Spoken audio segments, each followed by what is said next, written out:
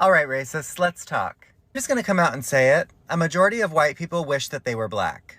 They wish that they had the ability to create or invent. They wish that they had the ability to wear a variety of hairstyles. They wish that they had the ability to dance. They wish that they had original fashion. They wish that their style was memorable. They wish that they were able to turn heads in public. They wish that they could spend more than 2 hours in the sun. They wish to be desired. They wish that they could smell as good as black people. They wish that they were as superior as black people. They wish that they were as athletic as black people. Even wish that they were indigenous and could be gifted an entire planet from the Most High. They wish that they could excel at music and the arts. They wish that they could be scholars like black people. They wish that they were as intelligent as black people. They wish that they could even cook like black people. They even wish that they could look as cool as black people do in their cars, which explains why they have the windows rolled down at all fucking times. And the real big one, they really wish that they could age as gracefully as black people do. Like, oh, well, why do you hang out with so many black people then, huh? What do you want to be black? Fucking a little bit. It's so much cooler some of the time, okay? Every white person wishes they were black a little bit. Any white person who says they don't is a fucking liar or a cop, okay? Do not believe that for even a second. Okay?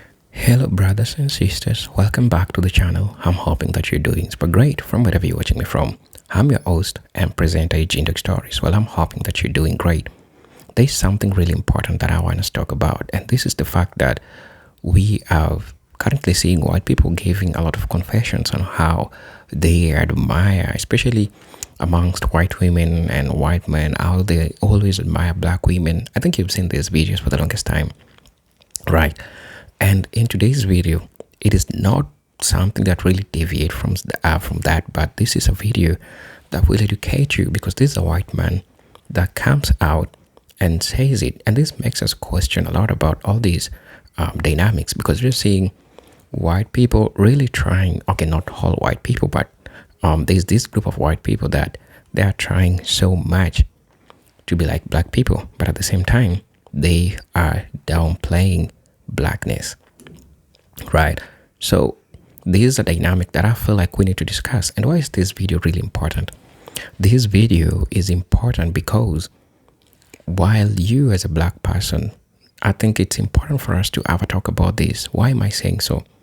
We are having black people somewhere who really thinks that there is nothing great about them, right? And now this video is just to show you as a black person, there is so much important things that the enemy really envies about you, and I think you need to know it, right?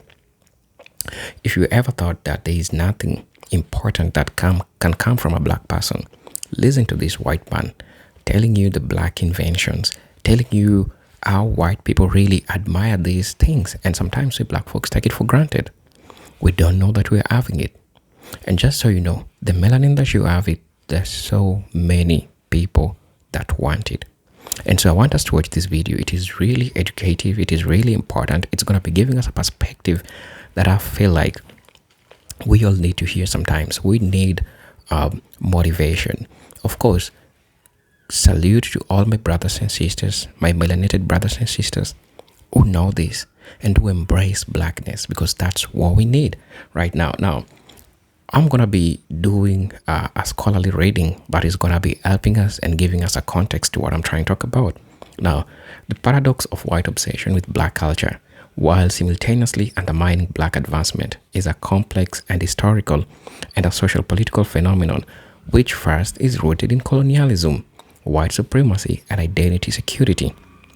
This contradictory behavior, admiring black creativity, style, and physicality while promoting miseducation and systemic oppression, is not by accidental, but it is a function of the power dynamics which is established within transatlantic slave trade and the rise of Western imperialism.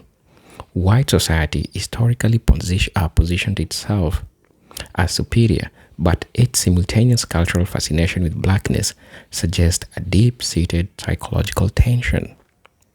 With blackness, the desire to emulate aspects of black identity while maintaining dominance over black people. Buckle up for this video. I'm your host and presenter Agent Stories. For those who are watching us for the first time, kindly consider subscribing to the channel. Join our membership. Really get to see what we can offer you. But until then, let's watch the video. I'll be back. Hey racists, let's talk. Racists are obsessed with having authority over Black Indigenous Americans, but they can't handle their nervous system quite yet, so they haven't done the complete overhaul that they've wanted to. They will assert aggressive yet lackluster dominance in the moment, but the second they receive that dominant energy back, they just can't handle it. They start shaking like a tree. Slurred speech. Incoherent or irrelevant resolve just to maintain control, or look like they have dominance over the situation. Their adrenal glands are just on fucking fire. Some of them even pass out because they can't handle it. Even in those recent fishing videos where Black people can't even fish in peace, they just think that they have the authority over the entire world. Even in public places, they believe that they have the authority to tell people what they can and cannot do, which is fucking crazy. You want me to honestly believe that they did not try to colonize every single piece of land? They can't stop thinking they have authority over everything. All of this hate when you could just give Black Indigenous Americans their land back and admit that you're fucking obsessed with everything they do. Everything! Sorry for the delay, let's get right back into it. This week we're going to talk about how corporate America used their obsession as a weapon. Corporate America displayed their obsessions by creating intentional rules and regulations to limit Black people's expression in their offices. These rules were put in place to disable the natural security and posture of Black people's power, displayed with the endless creative styles and flexibility achievable with their natural hair. Forced Black women to adopt unnatural hairstyles or Eurocentric hairstyles, all to shrink and humble them. Imagine trying to dominate or shrink an area that Black women naturally dominate. I don't understand that. Black men too were also forced to cut their hair as well in unnatural hairstyles that made absolutely no sense in an effort to shrink their masculinity or to shrink the power that they have in the office. The obsession and the weaponization of Black people's hair is truly immature. To attack people for simply existing speaks to your inferiority, honestly. So ending this segment, to all you privileged, delusional people, I'm gonna stare right into the camera. All of this hate when you could just admit that you're obsessed. Now it's time to talk about the men that can't seem to take their hands off of children. And out of respect for all of the victims like myself, that's all I'll say about that. If you know, you know. As we discussed with Black women's hair, Black men's hair too bears a very odd obsession. I'm sure you've noticed at all of the various college campuses and high schools that the sudden straight hair kids now are obsessed with curly hair and a fade. A clear indicator of replicating what they see, which is simply theft. Privileged women have a tendency to hold space for such hatred within their gifts, and privileged men will unapologetically steal from a Black man, no problem. Which actually brings me to the obsession of Black man's masculinity. Privileged men are obsessed with Black men's masculinity. They obsess over the ability of the Black man to shine in any circumstance. Even at the hands of the abusers, the police. Privileged men would more than likely cross-dress before they could ever fully exude the levels of godlike masculinity that Black men naturally have. Privileged people hide their obsessions behind hatred, when they could just admit they're obsessed with Black people. You've all waited for it, and now here it is. Obsessions, a series. Let's kick it off right away. Here is one way the welfare Olympians are obsessed with Black Americans. White women are too obsessed with everyone's hair but their own.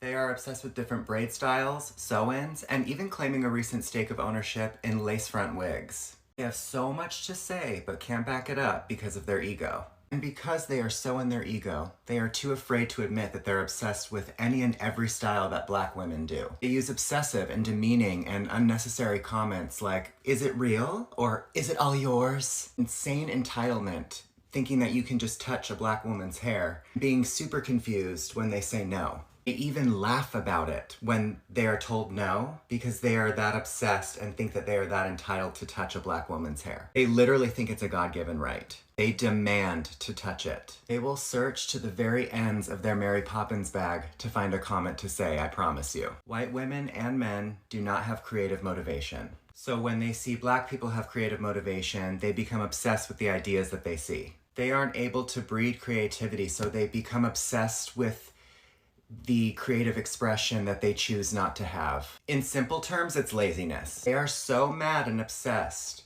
that they're now getting laws created to limit Black creative expression. All of this hate when they could just admit that they're obsessed. What's tea, racists? Let's talk. Racists are obsessed with staring at Black Indigenous Americans at every turn. They think that they're invisible, like their gaze doesn't carry history. But that look? That is the psychic residue of centuries of unpunished surveillance. From auction blocks to plantation porches, from boarding schools, and yes, even broken police body cams. Whiteness operates like a haunted algorithm. They are programmed to stare, to scan, to surveil. Because if they're not looking at you, they might have to look at themselves and see the rot. And when you catch them staring, they suddenly pretend like they're going to tell you the color of the sky. This is envy disguised as caution, literally directing their head up to the sky as if they're having a conversation with God. This isn't just social awkwardness. This is fear posing as curiosity. This is the welfare Olympians putting their spiritual poverty on display in the presence of Black indigenous brilliance. They look because they lack. They watch because they want. They fixate because deep down, they know. They know that they are guests in a world built by the very people they stare at like exhibits. So the next time one of them locks eyes on you like they're mapping your aura for resale, stare back. Smile. You're not being studied. You're being reminded of your power. And they can't stand it. Racists! You know what time it is. Let's talk. Question: why is it that when Black Americans are parked in a wide open lot, total freedom, no one around, complete isolation, that a pale chariot comes around carrying Little Red Riding Hood, who just got lost on the way to Grandma's house, pulling up right next to them? It's not just weird. It's colonial. This is what I call settler spatial behavior, or also known as punk-ass parking. It's an inherited compulsion to occupy a space that a Black body has claimed. Not because they need to, but because they must. This goes all the way back to stolen land and stolen lives, to squatting on indigenous villages, to building suburbs on Black displacements. White comfort demands their displacement. They are programmed to follow them, sit next to them, park right next to them, ask if the seat is taken next to them. And like dogs, they're afraid to be alone. Why? Because whiteness doesn't just crave safety. It craves proximity to what it fears and envies. It's not about the parking spot. It's about the psychological need to intrude. See, in settler colonial psychology, Black solitude is unacceptable. Because if Black people are alone, they might be safe. If they're safe, they might start remembering. And if they remember, racists are in trouble. So when you're parked in divine solitude and you see them swing their magic school bus right into the divine isolation of your peace and privacy, just know this: it's not by accident. That is the same energy as building plantations next to maroon settlements. The exact same algorithm that built Starbucks over sacred earth. The same weirdos that prefer pumpkin pie over sweet potato pie. So the next time someone's creeping into your solitude like a ghost on probation, just whisper to yourself, they've always needed to sit beside the power that they've tried to erase. Help me make some sense out of this, you guys. White people, the melanin deficient people, Europeans, they don't want to be Black. However, whenever you find a reason why they are not Black, they tend to get upset and call you racist and all sorts of things. I find it really ridiculous, because then we telling you that why you can't be Black, why you're not Black. Because you don't want to be Black anyway. So why are you upset?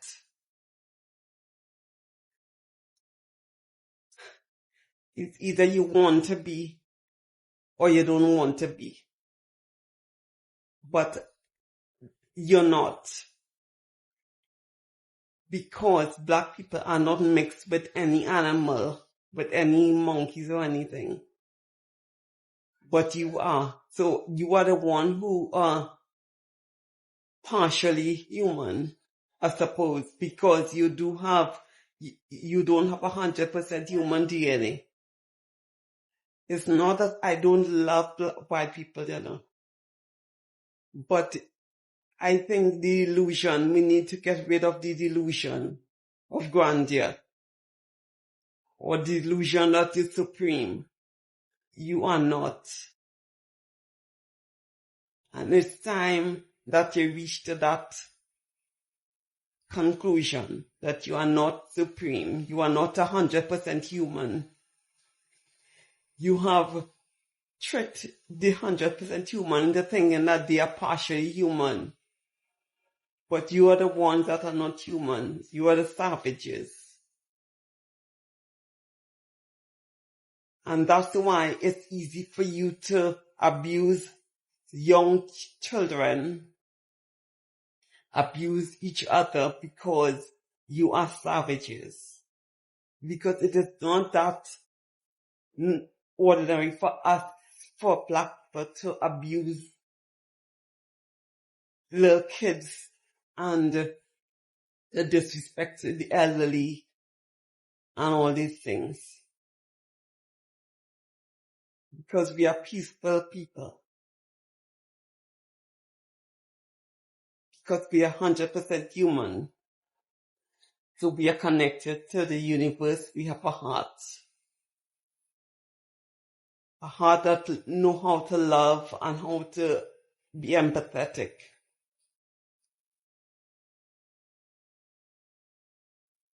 Okay, so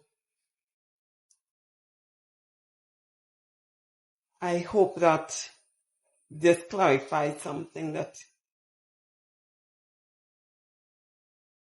usually is the person who is not supreme who tries to be supreme.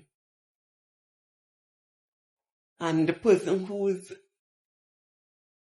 supreme is the humble one. Because who will compete with the number two? You only compete with black people because these black people, are number one. You only compete with the winners to be a winner. So, there we go. Follow me for more, and I hope that we understand each other. It's not about hatred and racism and disrespecting. It's about acknowledging truth. I pray to God that this does not come off as offensive to anybody, because I mean this with the utmost love and respect from the bottom of my whole entire heart. But when a black woman calls me baby, there is so much, what kind of magic are you putting in there? Because that shit hits harder than crack. Every single time, every encounter in my life that I have had with a black woman where she calls me baby, I have never felt more loved and supported in my entire life. I feel almost imprinted on. Like, are you my mother? I will go to the ends of the earth for that woman. Okay? Ride or die. Because it may have just been a very quick one-time encounter for her. But for me, you don't understand.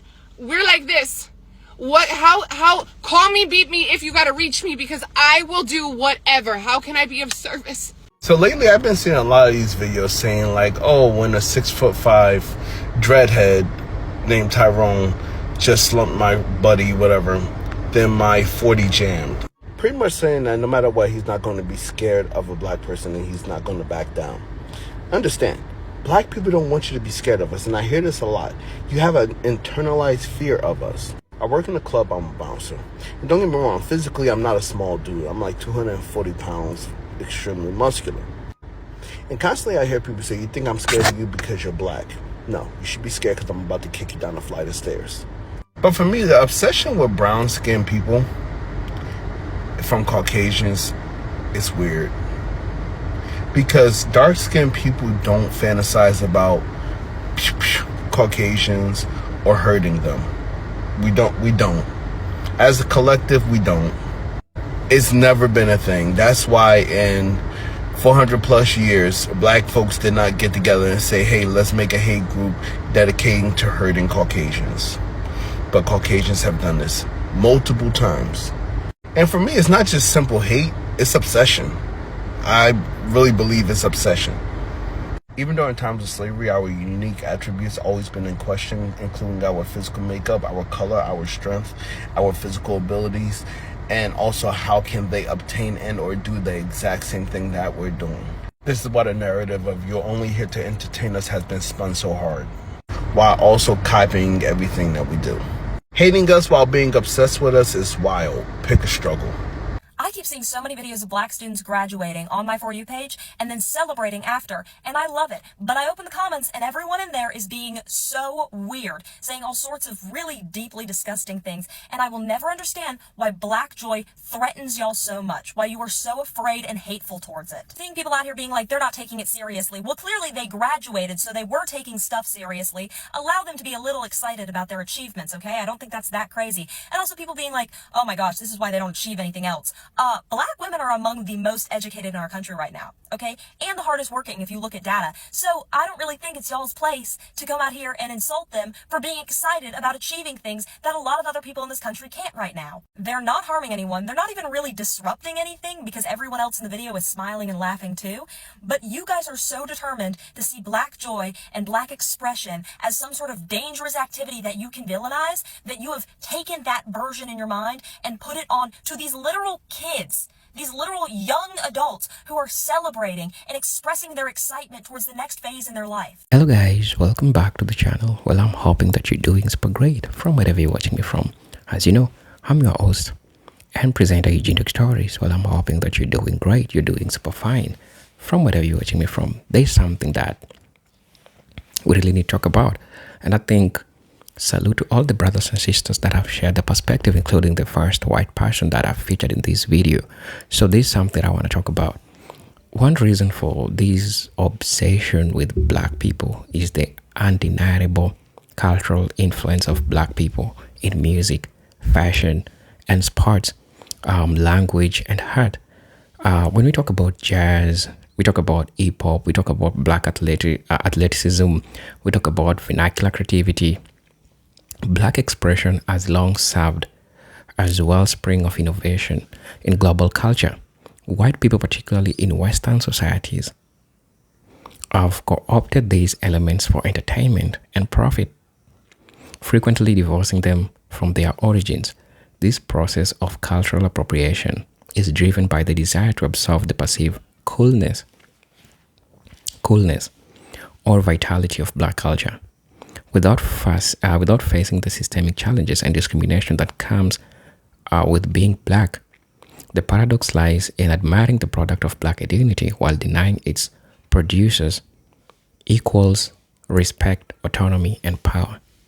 Yeah, that's really what happens, because we find that they really admire black inventions. They really admire what black people do, the dances, the hip-hop, the jazz, but the black people themselves, the people that comes with these things, are the ones that they don't want to hear about them, right? Some even go to an extent of revising what black people invented. Some people even come and steal what black people invented and make it look like they're the ones that invented. So all these dynamics, I think we need to have a discussion and have a talk about them. We also need to talk about, at the same time, why dominated institutions have historically weaponized education as a tool to suppress black knowledge and identity, from banning books by black authors to distorting historical narratives in school curricula. The goal has often been to obscure the rich legacies and contributions of black civilization. This is not merely an oversight, right? It is a deliberate strategy to inhibit critical consciousness among black people and to prevent solidarity and empowerment. When black people understand their historical achievements, resilience, and the systems designed to oppress them, they are more likely to organize, resist, and demand justice, posing a direct challenge to the status quo. And that's really, really important. That's why they're banning black history books, because if you know really who you are, and trust me, the enemy really knows who you really are. They know your potential because they have studied you. And I understand there is this human nature. We tend to take things for granted, especially when we have them, right? You know, a perspective that a white person looks at you when it comes to melanin is really, really different. We have some white folks that will really just want to have what you have. But what has history ever taught us, especially we continental Africans? History has taught us that white is desirable and black is not desirable, right? So, understanding where the lies came from is really, really important in making us understand what we have and what we are taking for granted. I'll also be talking about, when I said, when black people understand the historical achievement, resilience, and the system designed to oppress them, they are more likely to reorganize the system, to resist and demand justice, which poses a direct challenge to the status quo. Now, when we talk about miseducation, and we have scholars like Carter G. Woodson in his book, Miseducation of the Negro. If you haven't read the book, this book is a central pillar in the maintenance of racial hierarchies. When black children grow up not learning about their ancient African civilization like the Kush, Nubia, Mali, or revolutionaries like Harriet Tubman, Marcus Garvey, and Patrice Lumumba, they are less likely to see themselves as capable leaders and building of institutions. Meanwhile, white people can safely explore and imitate surface level aspects of black culture without internalizing the lived struggles and acknowledging the systemic barriers imposed on black lives. Right? So this is really important discussion that we need to have. And I'm still insisting, some of us, what we have, we don't know what is what, and we are taking it for granted. It is high time we reclaim what we have. Also, this obsession stems from a deep cultural and psychological insecurity within white identity, because whiteness is a social construct which was defined largely through contrast to the other. Particularly, the black body often lacked cultural substance of its own. In the American context, for instance, whiteness was consolidated by erasing the diverse ethnic heritage of European immigrants in favor of a dominant, racially unified identity. Thus, white people often look to black culture to fill a cultural void, even as they feel threatened by the political and economic advancement of black communities. That's what really happens. Also, the contradiction is sustained by the system that encourage consumption over comprehension. The entertainment and advertising industry markets blackness, black hairstyles, dances, slang, fashion to white audiences. Right? And these often strips them from historical or political meaning.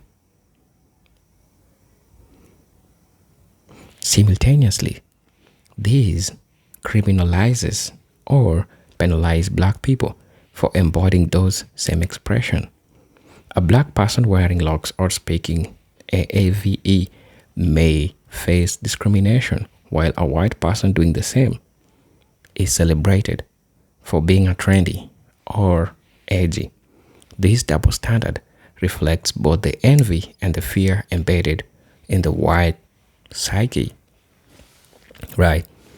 And lastly, I would like to close this video by saying also the obsession of some white people with black culture alongside efforts to miseducate and marginalize black communities is not simple hypocrisy. It is function of power, identity, and historical amnesia. The contradictions reflect a society that wants the beauty, the brilliance, and boldness of blackness without confronting the injustices committed against black people. Right? Until these power dynamics are dismantled, the genuine respect replaces appropriation. The cycle of fascination and suppression will persist. Understanding and correcting these contradictions is essential not only for Black liberation, but for the moral clarity of any society that claims to value equality. I'm your host and presenter, Eugene Stories. But until then, I'm hoping to see you in my next video. Peace, love, and harmony. Salute.